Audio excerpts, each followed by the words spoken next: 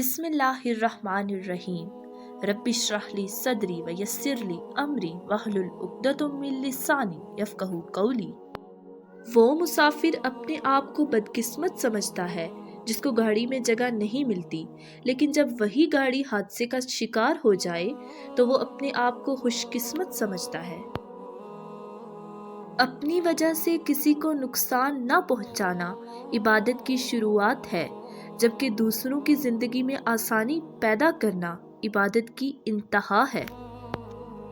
نیت کی خرابی مستقبل میں خطرے کا باعث بن سکتی ہے۔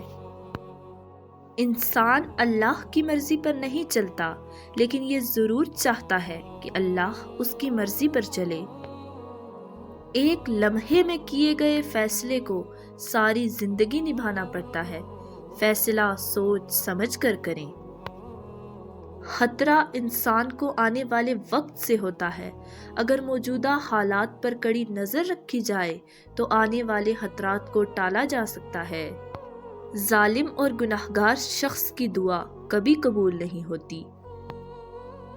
اپنی پسندیدہ چیز کو حاصل کرنا یا جو حاصل ہو جائے اسے اپنی پسند بنا لینا انسان کو پچھتاوے سے بچاتا ہے۔ بے وقوفی کا کوئی علاج نہیں، کیونکہ یہ بیماری نہیں، سزا ہے۔ انسانیت سے پیار کریں تاکہ اللہ آپ کو بلند مرتبہ عطا فرمائے۔ اگر تم راستہ جانتے ہو تو بھٹکے ہوئے لوگوں کی مدد کرو۔ رزق کے بارے میں پریشان ہونا رزق کا راستہ تلاش کرنے کی راہ میں سب سے بڑی رکاوٹ ہے۔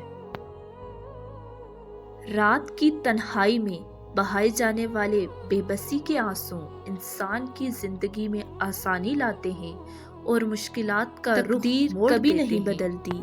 تبدیلی دراصل ہماری کوششوں اور اعمال کا نتیجہ ہوتی ہے۔ بزرگوں سے بدتمیزی کی سزا بدتمیز بچوں کی صورت میں ملتی ہے۔